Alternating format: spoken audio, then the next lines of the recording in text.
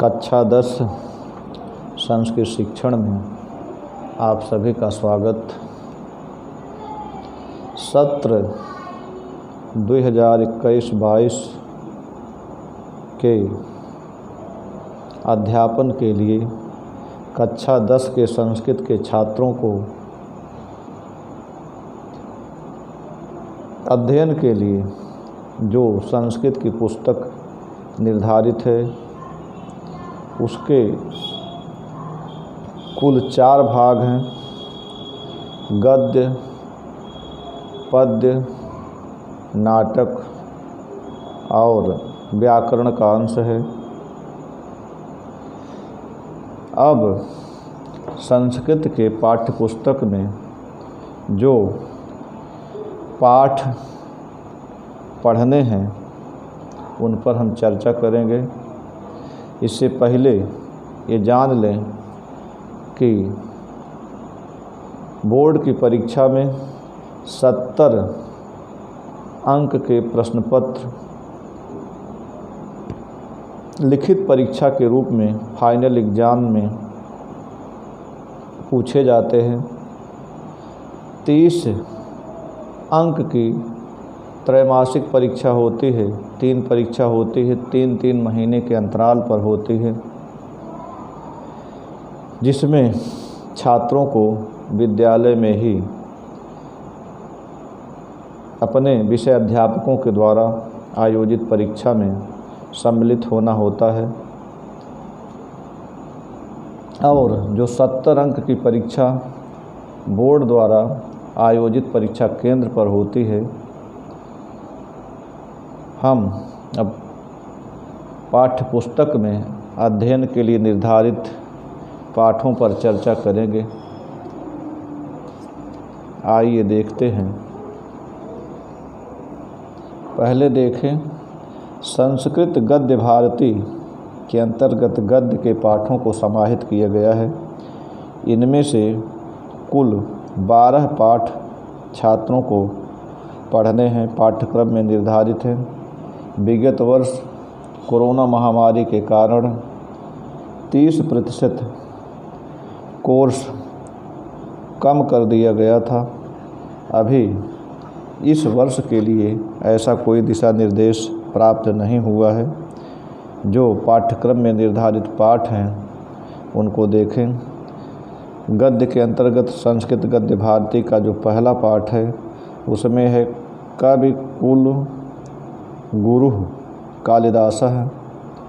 दूसरा पाठ है उद्भिज परिषद, जिसमें वृक्षों की सभा हुई है। उसमें सभी वृक्ष मानव के कृत्यों की चर्चा करते हैं। तीसरा पाठ है नैतिक मूल्यान। 5वां पाठ है विश्व कवि रविंद्रः। 1, 2, 3, 4 चौथा पाठ भारतीय जनतंत्रम अब पाठ्यक्रम से निकाल दिया गया है। अगला पाठ है कार्यम व साधेयम देहम व पातेयम।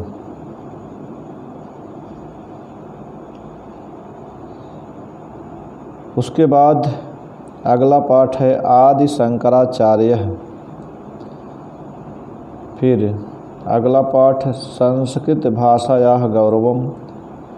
फिर मदन मोहन मालवीय जीवनम निहितम बने, लोकमान्य तिलकः, गुरु नानक देवः। और एक नया पाठ जुड़ा है दीन बंधु ज्योतिबा फूले। इस पुस्तक में नहीं है, बाद में जुड़ा है। ये कुल 12 पाठ संस्कृत गद्य भारती के अंतर्गत छात्रों को पढ़ना है। इसके बाद पद्य के पाठों को संस्कृत पद्य पीयूषम में समाहित किया गया है। इसके अंतर्गत जो पाठ छात्रों को पढ़ने हैं उनको देखें। लक्ष्य वेद परीक्षा, वृक्षाणाम चेतनत्वम, सूक्ति सुधा, विद्यार्थी शांति सौख्यम, विद्यार्थी चर्या, गीतामृतम, जीव्याद भारतवर्षम। ये कुल 7 पाठ हैं जो कक्षा 10 के छात्रों को पढ़ना है। कथा नाटक कौमुदी के अंतर्गत जो पाठ समाहित किए गए हैं, संस्कृत कथा नाटक कौमुदी, उसको देखें। महात्मनः संस्मरणान्, कारुणिको जीमूत वाहनः, धैर्य धना ही साधवः, यौतुकः पाप संचयः। फिर भोजस्य शल्य चिकित्सा, ज्ञानम पूततरम सदा वयम भारतीयाः। इसके बाद व्याकरण का अंश है। अब हम चर्चा करते हैं किस तरीके से प्रश्न किस अंश से पूछे जाते हैं। इस पे आप देखें।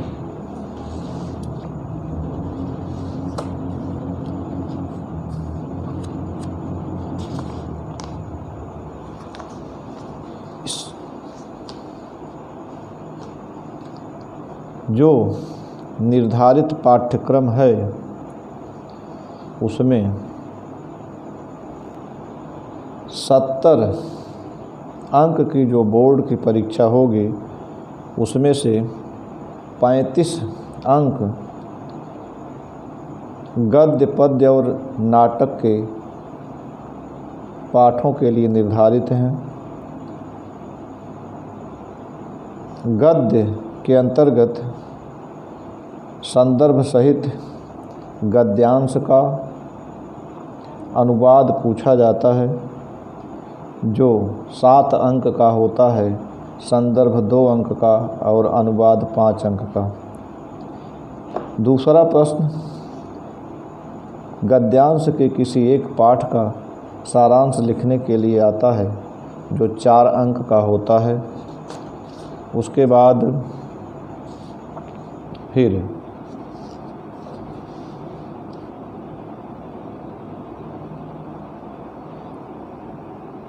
पद्य जो एक कुल मिला करके संस्कृत गद्य भारती से 7-4 11 अंक के प्रश्न पूछे जाते हैं। संस्कृत पद्य पीयूषम में जो पद्य के पाठ हैं उनमें पद्य की संदर्भ सहित हिंदी व्याख्या पूछी जाती है। संदर्भ 2 अंक का और व्याख्या 5 अंक का, कुल 7 अंक होता है। और उसमें से कुछ सूक्तियाँ भी दी जाती हैं जिनमें से किसी एक सूक्त की संदर्भ सहित व्याख्या लिखनी होती है। यह 3 अंक की होती है, संदर्भ 1 अंक और व्याख्या 2 अंक की। किसी एक श्लोक का संस्कृत में अर्थ लिखने के लिए आता है जो 5 अंक का होता है। इस प्रकार कुल 7, 5, 15 अंक के प्रश्न इस संस्कृत पद्य पीयूषम से पूछे जाते हैं। इसके बाद जो संस्कृत कथा नाटक कौमुदी है उसमें किसी एक पात्र का चरित्र चित्रण लिखना होता है पाठ के आधार पर, जो 4 अंक का होता है। लघु उत्तरीय प्रश्न पूछे जाते हैं, संस्कृत में उत्तर देना होता है जो 5 अंक का होता है। इस प्रकार से कुल 9 अंक हो गए। 15, 9, 24 और 11 अंक का संस्कृत गद्य भारती, कुल 35 अंक पूरे हुए। उसके बाद व्याकरण का अंश आता है जिनमें प्रत्याहारों का सामान्य परिचय 2 अंक का होता है, संधि 3 अंक की होती है और शब्द रूप 2 अंक का, धातु रूप 2 अंक का।